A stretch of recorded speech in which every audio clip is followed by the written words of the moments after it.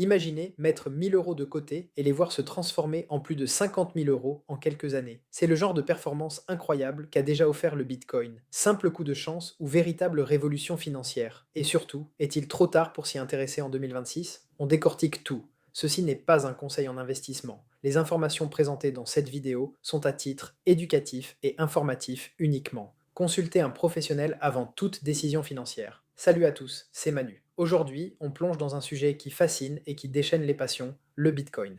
Mon but est simple, vous expliquer clairement ce que c'est, comment ça marche et par où commencer si l'aventure vous tente. Pour faire simple, imaginez le Bitcoin comme de l'or numérique. Sa grande différence avec l'euro, c'est qu'aucune banque ou gouvernement ne le contrôle. Il est décentralisé. Sa valeur repose sur sa rareté, car il a été programmé pour qu'il n'en existe jamais plus de 21 millions. C'est cette limite qui attire ceux qui cherchent à protéger leur épargne de l'inflation. Comment ça fonctionne concrètement? Toutes les transactions sont inscrites dans un immense registre public, mondial et infalsifiable, la fameuse blockchain. C'est une technologie ultra sécurisée.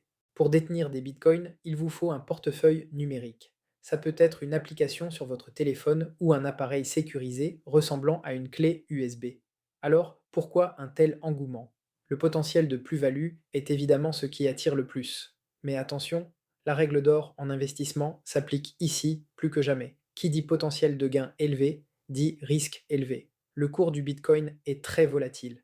Il peut monter de 20% en un jour et chuter d'autant le lendemain. Il faut avoir le cœur bien accroché et une vision à long terme. Si vous voulez vous lancer, la première étape est de vous former. Comprenez ce que vous achetez. Ensuite, il faut choisir une plateforme d'échange sérieuse et reconnue pour acheter vos premiers fragments de Bitcoin. Mon conseil le plus important, commencez petit.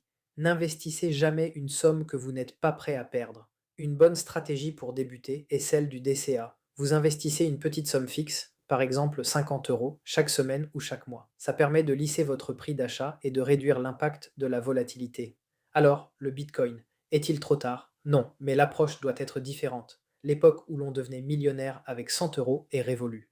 Aujourd'hui, le Bitcoin peut être vu comme une diversification, une petite partie de votre patrimoine pour viser la performance, tout en étant conscient du risque. La clé est la prudence et l'éducation. Si vous souhaitez être accompagné gratuitement et sans engagement pour structurer l'ensemble de votre patrimoine, je vous offre un rendez-vous en visio. Le lien est en description sur sepiainvestissement.apointlet.com. Et avec SCPI Cashback, vous bénéficiez en plus d'un cashback sur vos frais de souscription SCPI. Pensez à vous abonner et à liker cette vidéo si elle vous a été utile.